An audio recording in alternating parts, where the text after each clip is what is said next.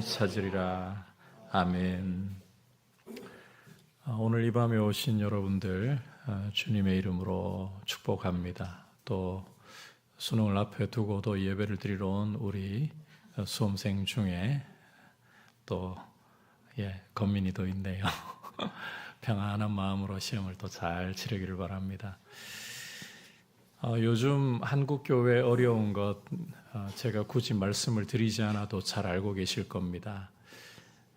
교회의 주일학교는 점점 줄어가고 있고 교회는 노령화가 급속하게 이루어지고 있고 설문조사를 해보면 G세대 10명 중에 8명은 교회를 신뢰할 수가 없다. 기독교를 믿을 의향이 있느냐? 대부분이 믿지 않겠다 그럽니다. 불교와 천주교는 숫자가 이전보다 많이 늘어났습니다. 교회가 왜 이렇게 된 것일까요? 도대체 교회가 무엇입니까? 오늘 말씀은 우리 주님께서 가이사랴 빌립보에서 제자들에게 여론에 대해서 물으시는 말씀으로 시작이 되고 있습니다. 사람들이 인자를 누구라고 하느냐 이렇게 여론을 묻고 계십니다. 자, 그러자 제자들은 사람들이 하는 말을 들면서 혹은 세례 요한이라고 또 혹은 엘리야라고 혹은 예레미야나 선지자 중에 한 분이라고 말합니다. 이렇게 대답을 합니다. 하지만 주님이 들으시기에 이게 원하시는 답이 아니죠. 그래서 주님은 이제 제자들에게 다시 물으십니다. 너희는 나를 누구로 아느냐? 자, 그때 이제 제자들을 대표해서 시몬 베드로가 우리가 너무 잘 알고 있는 고백이죠. 16절을 보시면 주는 그리스도시요 살아계신 하나님의 아들이시니이다. 위대한 고백을 합니다. 이 고백을 들으시고는 주님이 하시는 말씀이 너무 기뻐하시면서 바요나 시모나, 요한의 아들 시모나, 내가 복이 있다. 이를 너에게 알게 한 이는 혈육이 아니라 하늘에 계신 내 아버지시다. 세상 지혜 가지고는 예수님을 알 수가 없다는 것을 보여주고 있습니다. 여러분, 죽었다 깨어나도 세상은 하나님께 속한 일을 알 수 없고 하나님의 비밀이신 예수 그리스도를 스스로 알 수가 없어요. 하늘로부터 지혜가 와야 하나님이 보여주셔야 예수께서 그리스도이시고 세상을 위한 메시아이시고 하나님의 아들 되신다는 사실을 고백을 할 수가 있는 것입니다. 자, 이렇게 이 베드로를 향해 주님이 그 기쁨을 표현하신 후에 굉장히 놀라운 말씀을 베드로를 위시한 제자들에게 주시는데 18절, 19절 우리가 한 목소리로 어떤 말씀 주시는지 읽어보도록 하겠습니다. 시작. 또 내가 내게 이르노니 너는 베드로라. 내가 이 반석 위에 내 교회를 세우리니 음부의 권세가 이기지 못하리라. 내가 천국 열쇠를 내게 주리니 내가 땅에서 무엇이든지 매면 하늘에서도 매일 것이요 내가 땅에서 무엇이든지 풀면 하늘에서도 풀리리라 하시고. 자, 이제 주님이 주시는 말씀에서 교회에 대해 굉장히 중요한 사실들을 우리가 볼 수가 있습니다. 자, 먼저 우리 주님께서는 함께 읽은 말씀을 통해서 교회의 기초가 무엇인가를 보여주고 계십니다. 내가 이 반석 위에 내 교회를 세우리니 라고 말씀을 하시죠. 여기 이 반석이라는 게 교회를 세우시는 반석, 기초라는 게 무엇이냐? 학자들에 따라서 의견이 좀 갈리고 있습니다만 천주교 같은 경우는 베드로가 교회의 반석이다라고 이야기를 합니다만 우리 이제 개혁주의를 표방하는 교회에서는 거의 공통적으로 인정하는 해석이 베드로의 신앙 고백이라는 거예요. 주는 그리스도시요 살아계신 하나님의 아들이십니다. 바로 이 신앙의 고백 위에다가 이 고백을 기초로 삼아서 주님이 교회를 세우신다.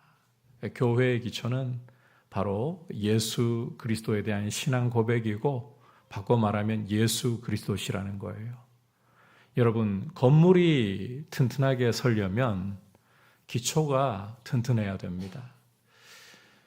우리 주님께서도 마태복음 5장부터 7장까지의 산상설교를 통해서 결론에서 보여주시는 말씀이, 누구든지 내 말을 듣고 준행하는 자마다, 순종하는 자마다 그 집을 반석 위에다가 세운 사람과 같다.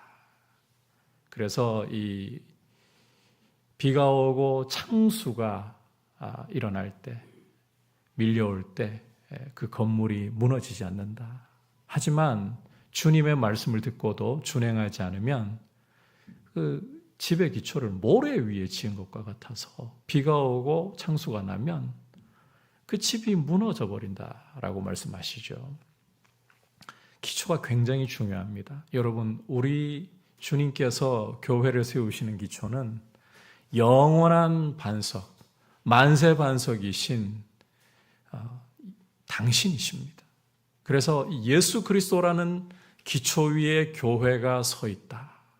누구도 흔들 수 없는 기초 위에 교회가 서 있다. 그리고 교회가 예수 그리스도에 대한 이 신앙의 고백을 분명히 가지고 있고, 이 신앙의 고백에서 흔들리지 않는다면 어떤 권세도 교회를 근본적으로 흔들 수가 없다라는 사실을 여러분 기억하셔야 합니다. 그래서 음부의 권세가 이기지 못하리니.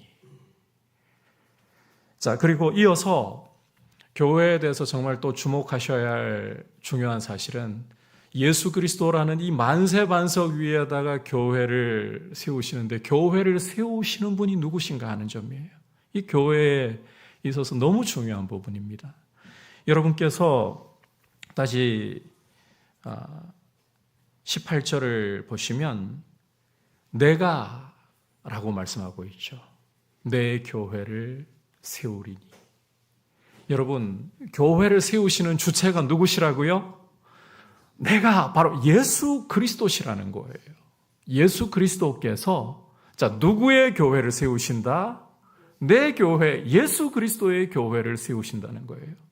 여러분, 교회는 사람이 세우는 게 아닙니다. 주님이 세우시고, 교회의 주인이 누구시라고요? 예수 그리스도신 거예요. 이게 너무 중요합니다. 주님이 세우시는 교회이기 때문에, 주님이 주인이신 교회이기 때문에 어떠한 권세도, 음부의 권세도 교회를 결코 이길 수가 없는 것입니다. 여러분, 이게 정말 중요한 교회의 근본적인 진리예요. 따라서 여러분, 교회가 건강하게 서가려면 누가 주인이신가, 이걸 잘 알고 인정하는 게 중요합니다. 우리 민들레 교회의 경우는 제가 개척 목사로서 이제 만 15년을 지내왔습니다. 제가 개척 목사이기 때문에 제가 교회를 세운 게 아니에요. 제가 개척 목사이기 때문에 제 교회가 아닙니다. 어떤 분과 전에 이야기를 나누다가 목사님이 개척을 하셨잖아요. 이 말에 참 많은 의미가 담겨 있는 것 같더라고요. 교회의 어떤 많은 부분에서 제가 제 임의대로 할 수 있는 것 같은 이야기가 이 속에 녹아들어 있는 거죠.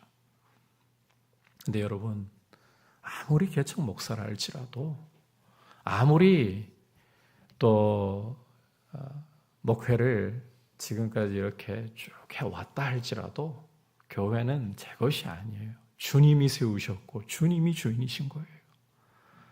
목사도 아니고 장로님들도 아니고 어떤 열심히 있고 목소리 큰 성도님들도 아니고 주님이 세우신 주님의 교회이다. 이 사실을 분명하게 인정하고 교회가 만세반석이신 예수 그리스도라는 기초 위에 서 있고 주님의 주되심을 높이고 있다면 여러분 음부의 권세가 흔들 수 없는 교회가 되는 줄 믿습니다. 그래서 교회는요 근본적으로 그 존재 자체가 이게 참 놀라워요. 마귀의 권세가 이길 수가 없는 존재라는 거예요. 여러분 마귀가 교회를 흔든다고 해서 교회가 근본적으로 무너질 수가 없습니다. 왜? 주님이라는 반석 위에 있으니까. 주님이 세우셨고 주님이 주인이시니까. 그렇다면 왜 우리가 경험하고 있는 교회의 현실은 이렇게 참 많이 어려워져 있습니까? 우리 한국 교회가 위태롭다는 이야기가 왜 나옵니까? 이건 결국은 사람의 문제입니다.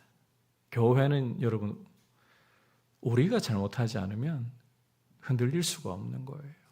주님이라는 반석 위에 있기 때문에 주님이 주인이시고 주님이 세우신 교회이기 때문에 우리가 똑바로 서 있으면요 음부의 권세가 흔들 수 없는 교회가 되는 거예요. 알아서 견고히 서 있는 교회가 되는 거예요.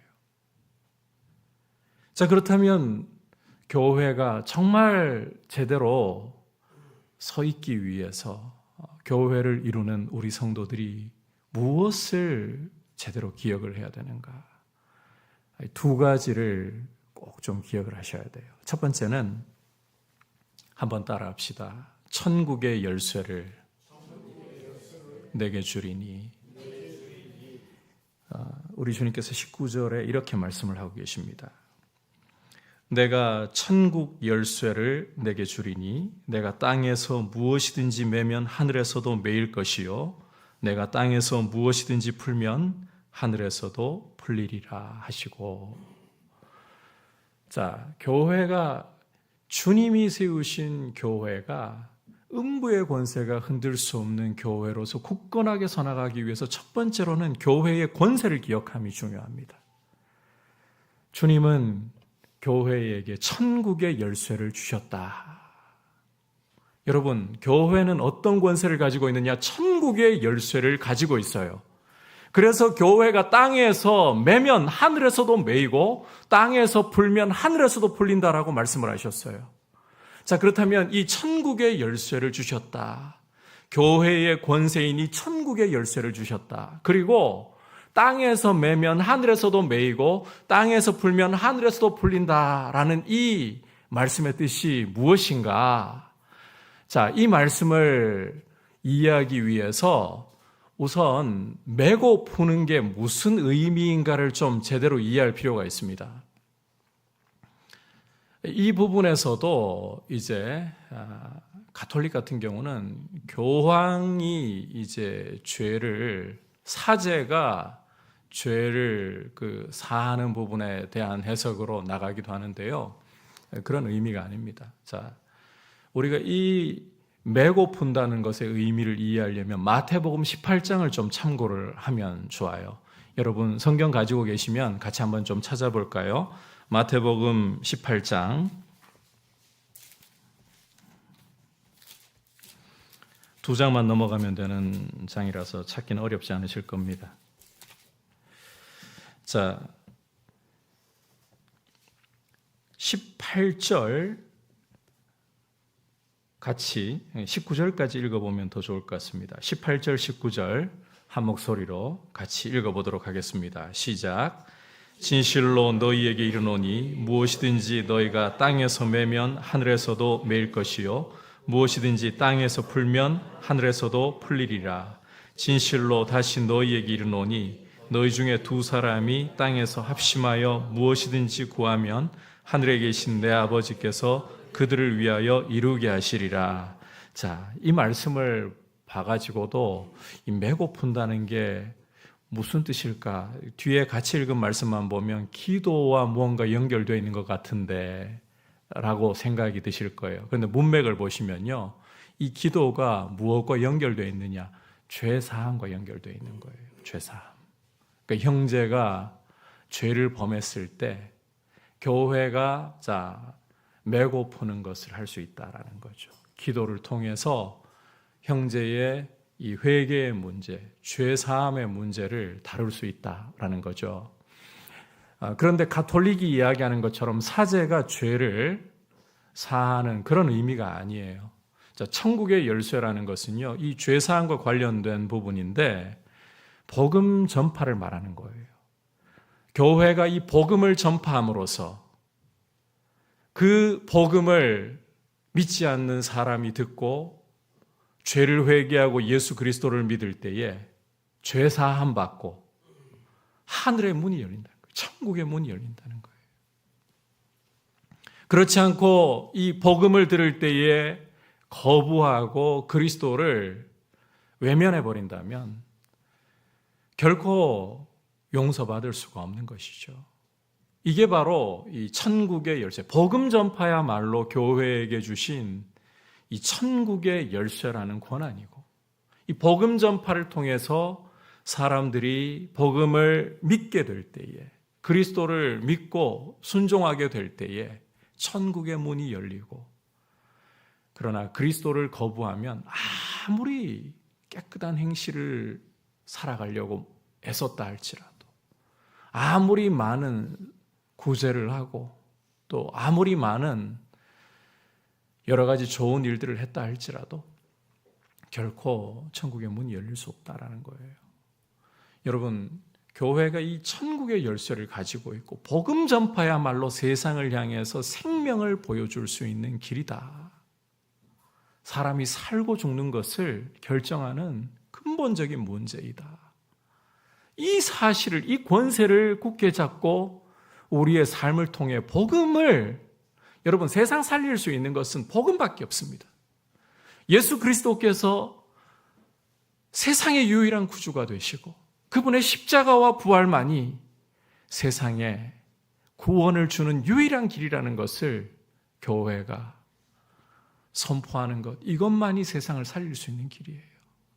이 권세를 교회에게 맡겨주신 거예요.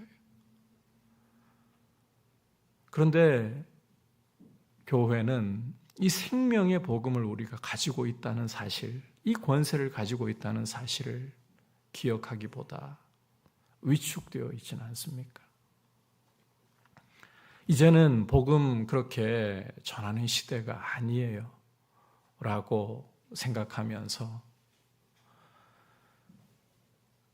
예수천당 불신지옥 팻말을 갖다가 목에 걸고 외치는 분들, 참 요즘엔 저렇게 해서는 안 되는데 혀를 차면서 복음 전도에 우리는 소홀해져 있는 모습은 아닌지 모르겠습니다.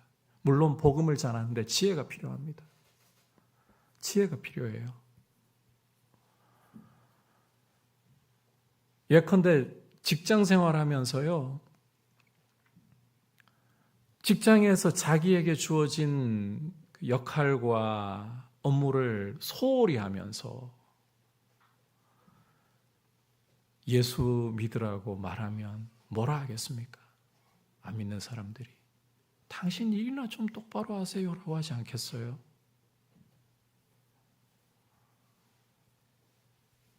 그리스도인이 가서는 안 될 곳 다 찾아가고 해서는 안 될 일 다 하면서 예수 믿으라고 하면 당신이나 똑바로 사세요라고 하지 않겠습니까?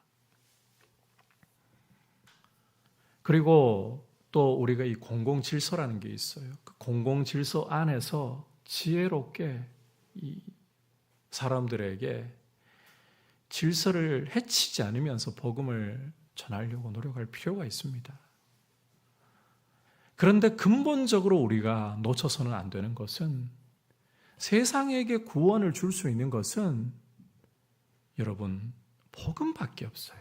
예수 그리스도 그 십자가와 부활의 복음 말고는 세상에게 생명을 줄 수 있는 다른 길이 없다는 것입니다.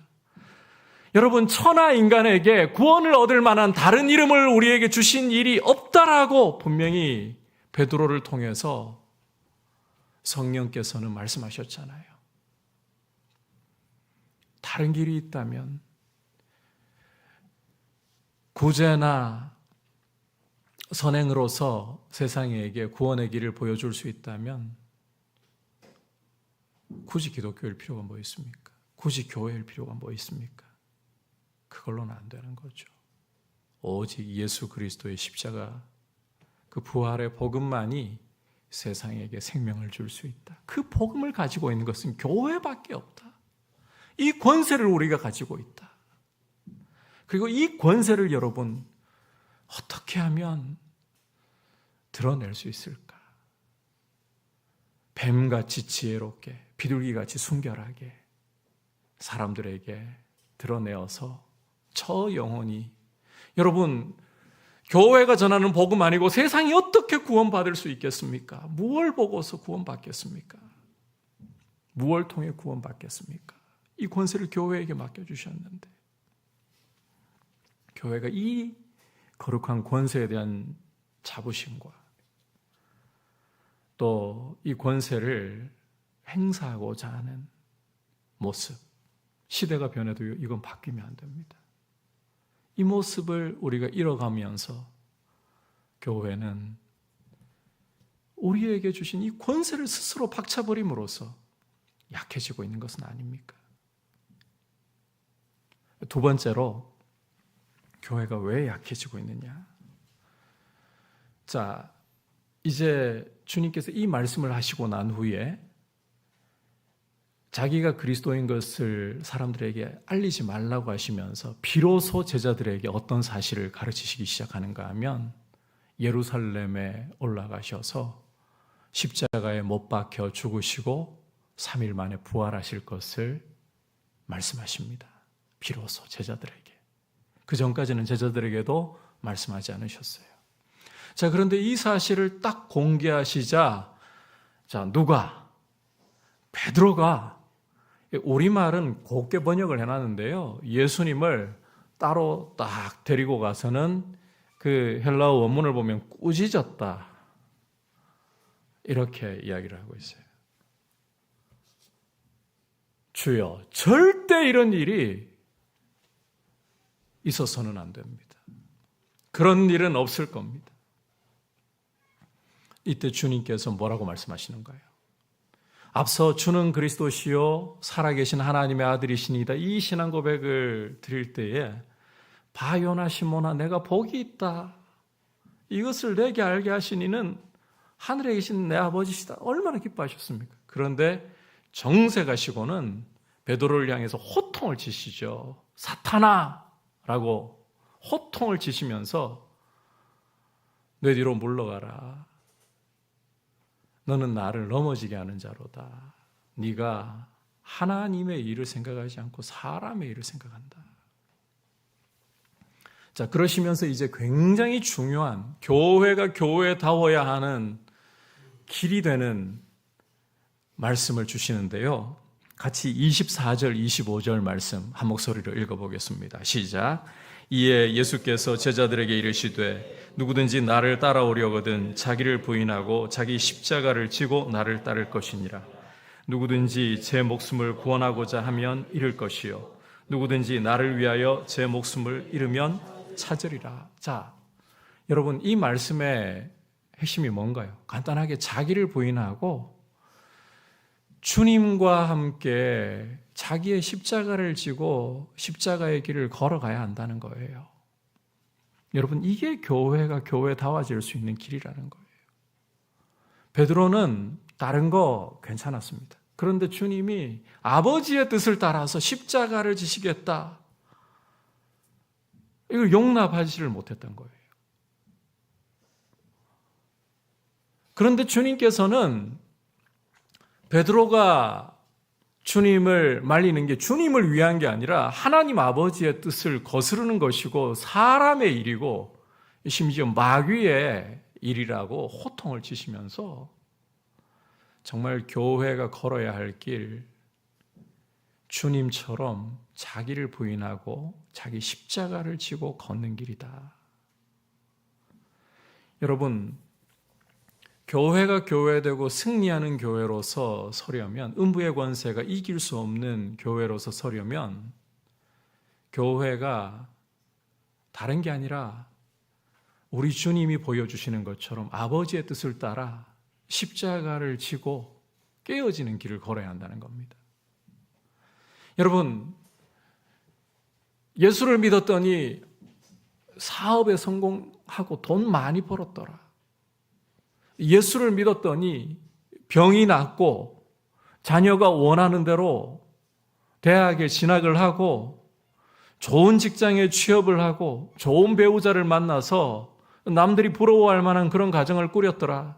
여러분, 이게 세상을 놀라게 하고 정말 이게 교회의 영광이 될 것 같죠. 물론 그렇게 사용하실 수도 있겠죠. 그런데 아무리 성경을 봐도요, 그것 때문에 세상이 교회를 보고 충격을 받지 않습니다. 그게 교회의 교회다움이 아니라는 거예요. 교회의 본질은 주님과 함께 십자가를 지고서 오히려 자기를 부인하는 길을 걸어가는 데 있다는 것입니다. 오늘 교회가 여러분 세상에게 지탄을 받고 있는 이유가 뭡니까? 돈이 없어서 지탄받고 있습니까? 숫자가 줄어서 지탄받고 있습니까? 아니요. 숫자가 줄어도 아직까지는 800만 정도는 물론 그 안에 명목상의 그리스도인이라든지 좀 이상한 경우들도 포함은 돼 있을 겁니다. 그럼에도 불구하고 정치인들이 선거 때마다 교회를 찾는 이유가 뭡니까? 숫자가 적지 않다는 거죠. 사회에 영향을 충분히 끼칠 만큼 많다는 겁니다. 숫자가 줄어서 교회의 영향력이 없어진 게 아닙니다. 힘이 없어서가 아닙니다. 우리 주님과 같이 십자가의 길을 걷지 않음으로 인해서 교회가 십자가보다는 오히려 힘과 재물과 눈에 보이는 찬란한 것을 더 추구하다 보니까 오히려 교회의 본질을 잃어가 버리고 있는 것은 아닌가. 십자가야말로 자기를 부인하고 주님의 뜻을 따라가는 이 십자가의 길이야말로 교회가 교회다움을 가질 수 있는 중요한 본질적인 태도이다. 그래서 여러분, 오늘 이 말씀을 통해서 교회에 대해 다시 한번 우리 가슴에 잘 새겼으면 좋겠어요. 교회는요, 예수 그리스도라는 만세반석을 기초로 세워졌습니다. 그리고 교회를 세우시는 분은 우리 주 예수님이시고 예수님의 교회입니다. 따라서 본질적으로 음부의 권세는 교회를 흔들 수가 없고 이길 수가 없습니다. 그래서 교회를 이루고 있는 우리 성도가 똑바로 하면 되는 거예요. 두 가지를 꼭 기억해야 되는 거예요. 교회의 권세, 천국의 열쇠를 주셨다라는 이 사실을 기억하고 우리의 복음 전도만이 세상을 살릴 수 있는 길입니다. 예수 그리스도만이 구원의 유일한 길입니다. 이 권세를 세상을 향해 이 사실을 보여줄 수 있는 권세를 굳게 붙들고 또 이 권세에 걸맞는 태도는 오히려 자기를 부인하는 것, 우리 주님처럼 자기를 부인하고 십자가의 길을 걸어가는 것, 바로 여기에 있다. 이게 교회다움을 이룰 수 있는, 그래서 많은 어떤 화려한 조명이나 영상이나 음향이나 시설 도움은 될 수는 있겠죠. 사람들에게 매력을 줄 수는 있을 거예요. 그런데 진짜 교회다움을 이루려면 주신 권세, 천국의 열쇠를 받았다라는 이 사실 잊어버려서 안 되고 또 태도, 십자가의 길을 걸어가는 이 태도, 이게 없으면요 사람들 압니다. 아무리 화려해도 압니다. 잠시 끌어모으는 것은 가능할지 몰라요. 그러나 음부의 권세를 이기는 교회로서의 영광은 기대하기 어려워지는 거예요. 여러분, 교회가 무엇인가를 깊이 생각하고 우리가 교회입니다. 우리가 이 본질을 굳게 붙들고 주님 기뻐하실 귀한 교회로 서나갈 수 있기를 축복합니다. 같이 기도하겠습니다. 이 시간 함께